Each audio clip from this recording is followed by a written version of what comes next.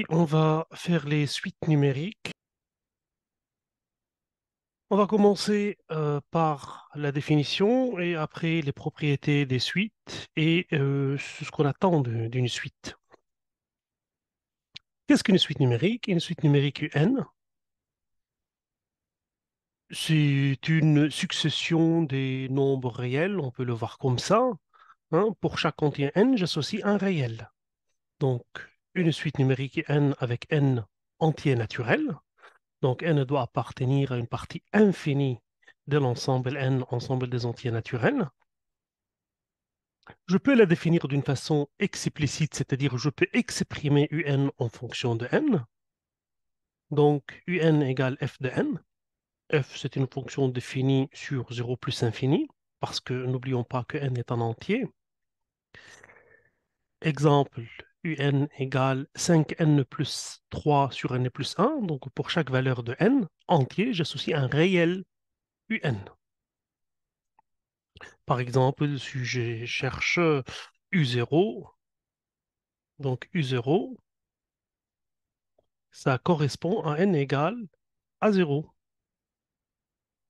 U0 égale 5 fois 0, 3 sur 0 plus 1, donc c'est 3. U1, ça correspond à n égale à 1. Donc c'est 5 fois 1 plus 3 divisé par 1 plus 1, donc ça fait 8 sur 2, ça fait 4. U2, la même chose, 5 fois 2, 10. 10 plus 3, ça fait 13 sur 2 plus 1 sur 3, etc. Donc, c'est une succession des nombres réels. À chaque entier, j'associe un réel. Le premier terme de la suite, c'est U0. Le deuxième terme de la suite, c'est U1, et ainsi de suite. Donc, ça, c'est la façon explicite pour définir une suite numérique. Il y a une autre façon de définir, c'est la façon récursive. hein. La façon récursive, c'est-à-dire exprimer un en fonction de un-1.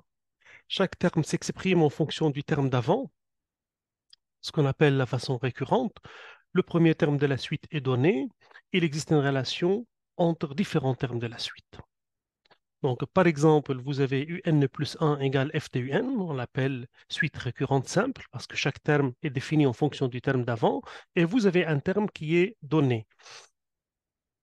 Exemple, cette suite-là, U0 est donné, et vous avez une relation entre n plus 1 et un. Donc, du coup, vous pouvez déterminer tous les termes de la suite. Par exemple, si vous voulez calculer U1, ben U1, vous l'exprimez en fonction du terme d'avant. C'est 2 U0 plus 1, et U0, vous l'avez. Donc, c'est 2 fois 3, 6, plus 1, 7. Si vous voulez calculer U2, c'est 2 U1 plus 1. 2 U1, ça fait 14 plus 1, ça fait 15, etc., etc. Donc, aussi, cette façon de définir la suite nous permet de déterminer tous les termes de la suite. Mais il y a aussi d'autres types de suites récurrentes. Les suites récurrentes euh, où vous pouvez définir un plus 1 en fonction de un. Par contre, U0 n'est pas donné, ou bien U1 n'est pas donné, un des termes n'est pas donné, mais vérifie une propriété. U0 vérifie une certaine propriété. hein. Vérifie une propriété. Par exemple, vous pouvez dire UN plus 1 est égal 2UN plus 1 et U0 plus grand que 2. Ça aussi, c'est une suite récurrente. La différence entre cette suite récurrente et cette suite récurrente, c'est que dans la première, c'est-à-dire dans cette suite, vous pouvez déterminer les termes de la suite. Alors qu'ici, vous ne pouvez pas déterminer les termes de la suite. Si je demande de calculer U0, vous ne connaissez pas, donc U1, vous ne connaissez pas, mais vous connaissez, vous savez que cette suite vérifie une propriété. Hein. Il y a aussi d'autres types de suites récurrentes qu'on ne voit pas nécessairement en classe de bac. Lorsque vous avez une relation entre UN plus 1 et UN-1, UN-1 plus 5. Donc, une relation entre plusieurs termes de la suite, et non pas entre un terme et le terme d'avant. Donc, je reviens à cet exemple de suite. hein. Donc, vous pouvez, comme j'ai dit tout à l'heure, que vous pouvez calculer tous les termes de la suite, U1 en fonction de I0, U2 en fonction de U1, ainsi de suite. Ce qui nous intéresse pour une suite numérique, c'est vraiment le comportement de la suite à l'infini, lorsque n devient grand. Que se passe-t-il lorsque n devient grand? Mm. Donc, dire qu'une suite UN a pour limite plus infini quand n tend vers l'infini, donc c'est une suite qui, donc, comme on a dit,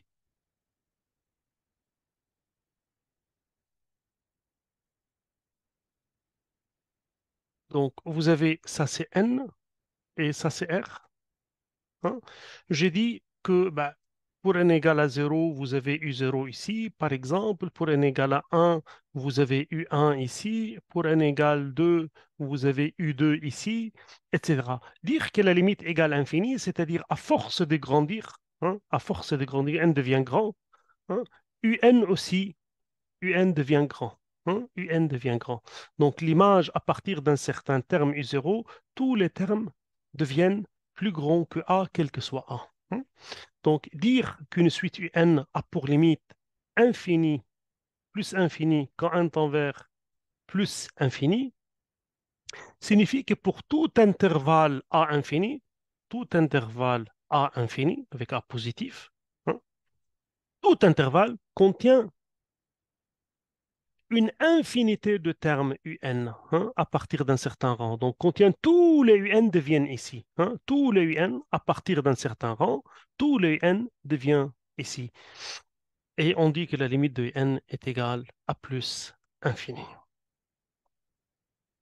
Donc, aussi grand que ce soit A, on peut trouver un entier naturel à partir duquel tous les termes de la suite dépassent A.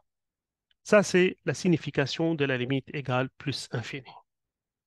Dire que la limite égale à moins infini quand n tend vers plus infini signifie que l'intervalle moins l'infini a, donc ça c'est l'intervalle de moins l'infini jusqu'à a, cet intervalle il contient une infinité de termes. Tous les termes un à partir d'un certain rang n0. Par exemple, si n0 égale 1000, le u indice 1001, le u indice 1002, le u indice, etc., million, etc., tous les u d'indices plus grands que 1000 hein, deviennent dans l'intervalle a moins l'infini. Donc, c'est la signification de la limite de un lorsque n tend vers plus infini égale à moins l'infini.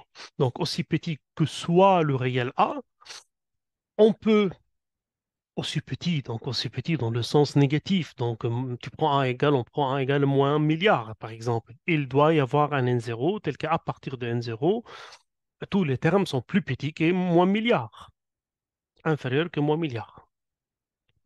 Donc, si n a pour limite plus infinie, on dit que la suite est divergente. Hein. Donc, si la limite a pour limite infinie, on dit que la suite est divergente.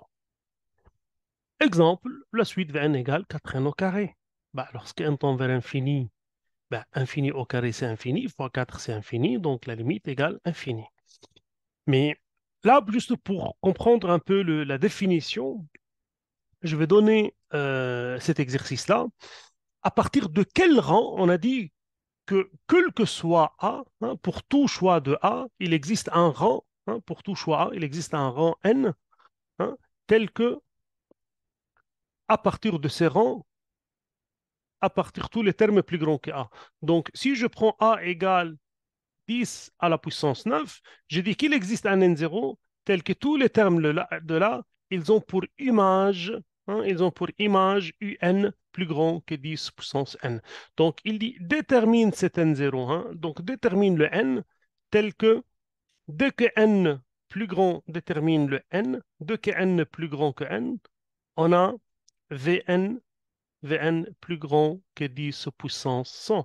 Donc, c'est une question de résoudre une inéquation. Donc, je cherche n tel que 4 n au carré plus grand que 10 puissance 9, n au carré plus grand que 10 puissance 9 sur 4, n, puisque n est positif, est plus grand que racine 10 puissance 9, racine 10 puissance 9, sur racine de 4 sur 2. Racine 10 puissance 8, c'est 10 puissance 4. Racine de 10 sur 2. Mais n est un entier, donc n, de que n est plus grand que cette partie-là, hein, de que n est plus grand que cette partie-là, qui n'est pas un entier, hein, qui est à peu près, juste pour regarder la calculatrice, hein, racine de 10, c'est à peu près 3,2 divisé, c'est 1,6, hein, c'est 1,6 fois 10 puissance 4. Donc, si vous prenez la partie entière de ceci, donc ceci c'est 1, 6, 1, 2, 3. En fait, j'ai pris un seul chiffre après la virgule, mais en fait, il y a plusieurs chiffres après la virgule. Mais ça, c'est un réel. Donc, je prends n, la partie entière de ça, c'est-à-dire le premier entier avant ça, hein. Le premier entier avant ça, vous prenez n égale la partie entière, e de 10 à la puissance 4, racine de 10 sur 2. De que n plus grand que n, hein, de que n est plus grand que n, donc puisque n est un entier, donc n obligatoirement plus grand que ce nombre, vous aurez, 4n au carré plus grand que 10 puissance 9. Donc à partir de ce nombre-là, tous les termes deviennent plus grands que 10 puissance 9.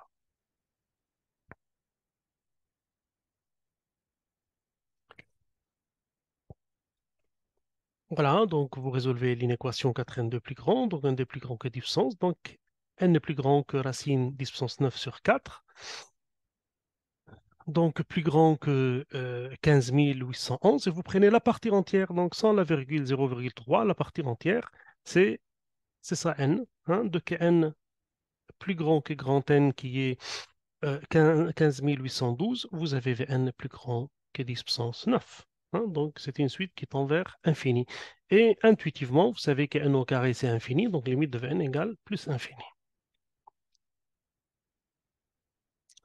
Bon, si je vais démontrer d'après la définition, hein, démontrer que la limite de Vn égale plus infini, bah, on se donne un intervalle a plus infini pour a arbitraire et positif. Je vais montrer qu'il y a il existe un certain rang en fonction de A, hein. On va montrer, donc il existe un n qui est en fonction de A, parce que si A change, n change, tel que dès que n est plus grand que n, tous les n, hein, appartiennent à cet intervalle, c'est-à-dire plus grand que A. Donc, tout simplement, vous résolvez 4n au carré plus grand que A, donc n plus grand que A, racine de A sur 2, et vous prenez n égale la partie entière de racine de A sur 2. Dès que n est plus grand que n, hein, dès que n est plus grand que n, on a un plus grand que a. Et ça, c'est une démonstration théorique, hein, non calculatoire, de la limite de Vn égale plus infini. J'étais en train de dire un tout le temps, c'est Vn.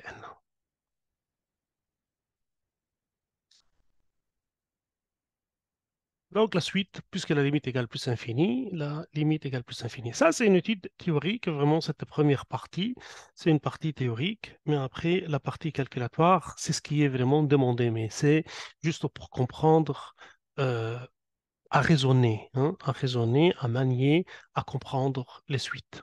Parce qu'il y a une façon de comprendre, il y a différence entre comprendre une suite, le comportement d'une suite, et faire des calculs sur les suites, hein. Souvent, dans les examens, les exercices, c'est faire des calculs. Mais la suite, derrière la suite, il y a une grande théorie mathématique. Donc, ce serait bien de l'introduire ici sur quelques exemples.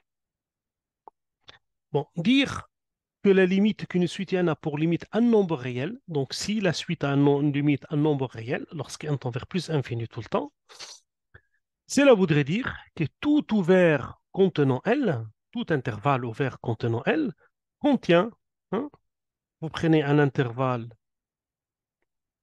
qui contient L, par exemple L le moins 1, L le plus A par exemple, hein, il existe un certain rang tel que tous les termes deviennent dans cet intervalle. Donc vous prenez un intervalle aussi petit qu'il soit, aussi petit qu'il soit, vous allez trouver un N0, hein, tel que tous les termes après N0 se trouvent tous les UN se trouvent dans cet intervalle. C'est ça la signification de les limites égale L, c'est-à-dire les termes convergent vers L, hein. Il y a infinité de termes qui sont collés à L. C'est la signification théorique, hein. Donc, aussi petit que soit l'intervalle I, hein, qui est l'intervalle de L qui contient L, on peut trouver un rang à partir duquel tous les termes de la suite sont dans I. Donc, ça, c'est la définition théorique. Exemple, hein, on va faire cette démonstration théorique. Bah, d'une façon calculatoire, la limite de n égale à 0, parce que n tend vers infini, nombre sur infini, c'est 0, hein. Ça, on le sait. Mais d'une façon théorique, montrer que la limite égale à 0, c'est-à-dire montrer que pour tout intervalle centré en 0, hein, il existe un certain rang à partir duquel tous les termes sont dans cet intervalle. Donc là, il dit, OK, je vais prendre l'intervalle moins 0,8, 0,8, moins 0,8, 0,8. Bah, puisqu'on dit que la limite est égale à 0, donc il existe un n0 tel que tous les termes sont ici. Tous les termes ont pour image un, hein, tous les termes, tous les un sont dans l'intervalle moins 0,8, 0,8. Donc, il dit déterminer ce rang, hein. Moi, je l'appelle N0. Ben, dans l'exercice, il appelle le grand N. Donc, il lui demande de trouver cet N. Ben, c'est une résolution d'une inéquation, hein. Donc, je cherche N tel que moins 0,8 plus petit que N plus petit que 0,8. Donc, 4 sur N plus petit que moins 0,8, 0,8. Ben, sachant que N est positif, donc 0 plus petit 4 sur N plus petit 0,8. Moi, je cherche n, je divise par 4, donc 0 plus petit 1 sur n plus petit 0,2. Je renverse parce que je cherche n, donc 1 sur 0,2, donc 1 divisé par 0,2, plus petit que n, et plus petit donc 1 sur n entre 0 et 0,2, ce qui fait que n, donc 1 sur n plus petit que 0,2, donc n plus grand que 1 sur 0,2. 1 sur 0,2 qui est à peu près égal à combien? Bon, à peu près, c'est 5, hein. C'est à peu près, c'est 5, hein. N est plus grand que 5. Donc, dès que n est plus grand que 5, vous avez eu n entre, entre moins 0,8 et 0,8, hein.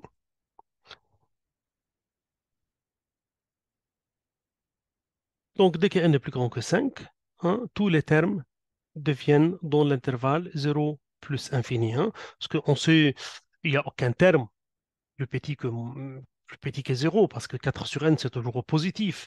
Donc, à partir de 5, bah, tout le terme à partir de 5, à partir de n égale à 5, hein, à partir de tous les termes ici, sont dans l'intervalle 0, 0,8. Maintenant, de montrer que la limite est égale à 0, bah, je vais prendre un A ou bien un intervalle arbitraire, hein, qui contient 0. Donc, par exemple, moi, alpha bêta, avec alpha bêta positif, et je cherche n tel que un entre moins alpha et bêta. Donc, 4 sur n entre moins alpha et bêta, puisque alpha est positif, je peux prendre 4 sur n plus petit que bêta, je divise par 4, donc 1 sur n est plus petit que bêta sur 4, et quand je renverse, donc n devient plus grand que 4 sur bêta. Et je prends la partie entière de 4 sur bêta plus 1, hein. Bon, je peux prendre n égale partie entière 4 sur bêta plus 1, parce que dès que n est plus grand que n, alors obligatoirement n est plus grand que 4 sur bêta. Et puisque n est plus grand que 4 sur bêta, alors nous avons un appartient à l'intervalle moins alpha bêta. Plutôt, ça va être 0 bêta, mais c'est pareil.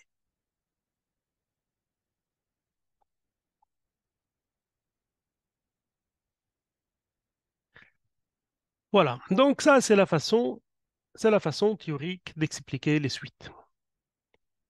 Bon, il existe des suites qui n'ont pas de limite. On dit aussi que ces suites sont divergentes. Donc la limite n'est pas plus infinie, n'est pas moins infinie, n'est pas finie. Hein, n'a pas de limite, comme moins 1 à la puissance n.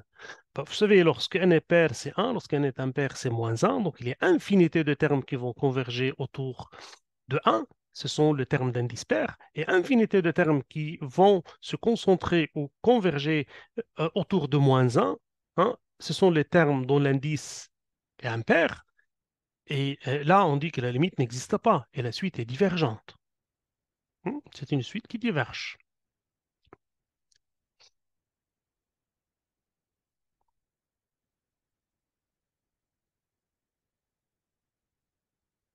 Bon. Convergence des suites. Une suite est convergente si sa limite est un nombre fini et unique. Hein, une suite ne converge pas vers deux limites différentes. Si vous trouvez une infinité de termes de la suite qui convergent vers un nombre et une autre infinité qui converge vers un autre nombre, alors cette suite est divergente. Une suite est divergente si elle n'est pas convergente. Ça veut dire quoi? Soit la limite est infinie, soit la limite n'existe pas. Opération sur la limite, si un et Vn sont deux suites qui convergent vers L et L', alors la somme, hein, le produit converge aussi. Hein. Si, bon, si L et L' sont finis, hein, si L et L' sont finis, alors la somme a pour limite L plus L'. Si l'une est finie, l'autre infinie, la somme est infinie, donc la somme est divergente. Et si les deux sont plus infinis, la somme est plus infinie. Si l'une est plus infinie, l'autre moins l'infini, alors j'aurai plus infini, moins infini. Plus infini, moins infini, c'est pas 5 moins 5. Le infini, c'est pas un nombre. C'est quelque chose de très grand, moins quelque chose de très grand. Alors c'est une forme indéterminée. Donc lorsque c'est infini, moins infini, c'est une forme indéterminée. Si les deux sont moins infinis, bah, la somme, c'est moins infini. La même chose pour le produit. Hein. Si UN tend vers L, UVN tend vers L, alors UN fois VN tend vers L fois L'. Hmm.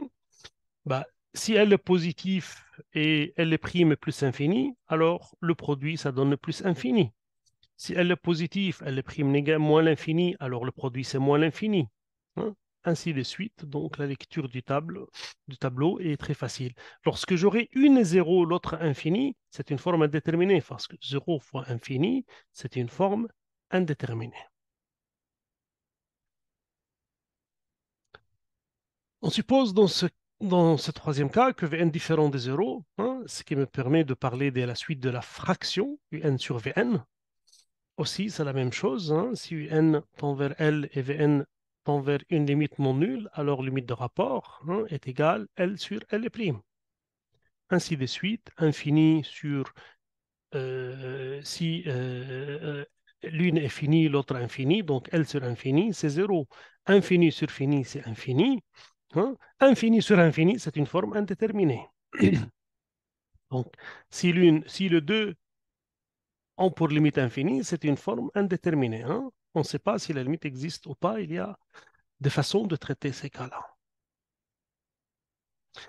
Si limite de Vn est égale à 0, alors si Un est fini, alors nombre sur 0, ça va donner infini. Hein. Si n est fini sur 0, c'est infini.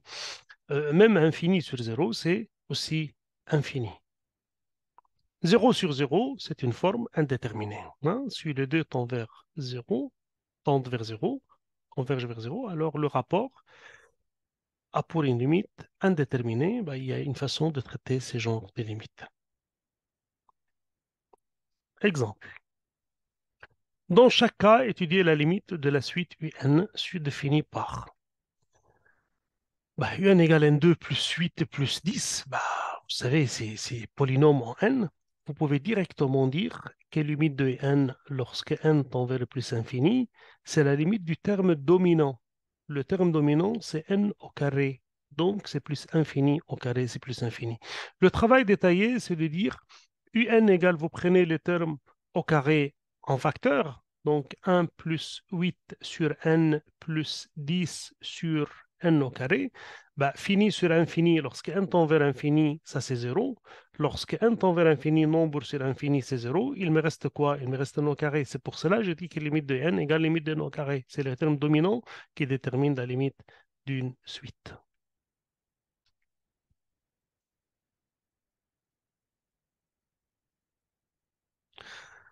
N au carré moins 200n, ok, en principe, on va dire c'est de la forme infinie moins infinie, c'est une forme indéterminée. Mais vous pouvez retenir que je peux prendre les termes dominants parce que je peux regarder un comme je prends le terme dominant, c'est-à-dire le terme de plus grande puissance comme facteur.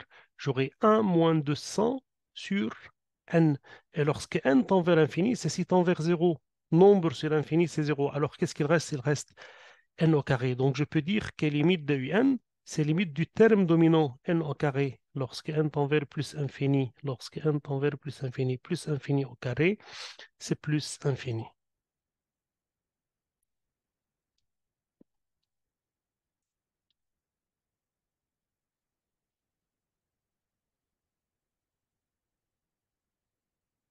Ici, vous avez un nombre sur infini, hein, 1 sur n au carré plus 1, c'est infini. Nombre sur infini, ça donne 0. Hein. Donc, limite de Wn est égale à 0, la suite est convergente. Ici, vous pouvez prendre terme dominant sur terme dominant. Donc, limite de n, en principe, c'est infini sur infini. Mais vous prenez le terme dominant, c'est 2n au carré, sur terme dominant n au carré. Donc, c'est 2 sur 10. Hein, ça donne 2 sur 10, ça donne 1 sur 5. Vous pouvez aussi prendre le terme dominant facteur commun pour plus de détails. Mais cette écriture aussi, elle est acceptée. Hein. Vous pouvez voilà, prendre un terme dominant facteur commun, vous simplifiez, ceci tend vers 0, ceci tend vers 0, il reste 2 sur 10. Hein. Ou directement, vous prenez les termes dominants sur les termes dominants et ça marche.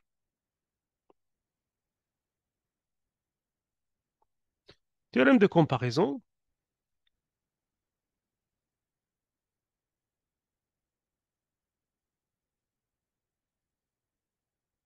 On se donne de suite un et Vn, avec un est plus grand que Vn. C'est clair, si Vn tend vers plus infini, un est plus grand, alors un tend vers plus infini.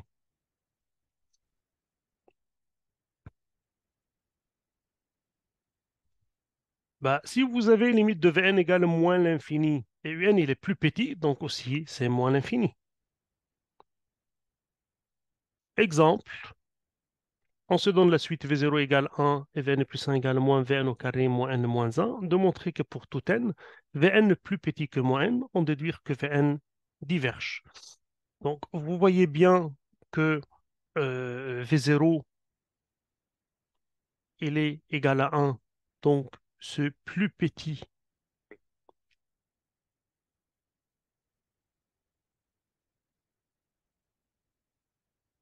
vous voyez bien que moins Vn au carré, c'est négatif, moins 1, c'est négatif, donc Vn plus 1 Vn plus 1, voilà, Vn plus 1 qui est moins Vn au carré moins n moins 1, c'est plus petit que moins n moins 1. Donc Vn plus 1 plus petit que moins n plus 1. Ben, je sais que ceci a pour limite égale à moins l'infini, parce qu'il y a un moins. Ça, c'est plus infini fois moins moins l'infini. Et ceci est plus petit, donc la limite de Vn plus 1 égale à moins l'infini.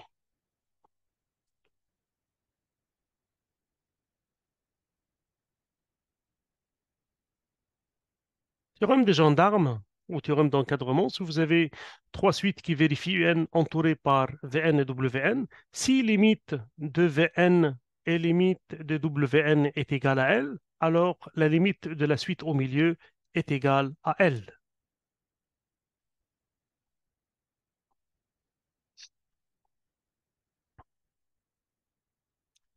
Je peux donner un exemple. Bah, vous savez que cosinus n, elle est toujours entre moins 1 et 1, parce que cosinus toujours entre moins 1 et 1. Bah, vous divisez par racine de n, 1 sur racine de n, c'est plus petit cosinus n sur racine n. Je ne change pas l'inégalité parce que j'ai divisé par un nombre positif.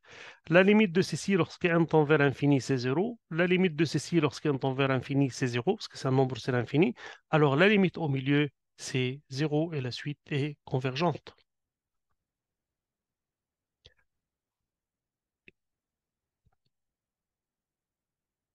C'est ce qu'il dit, le théorème de Gendarme. Bon, j'ai mécontente de cette partie.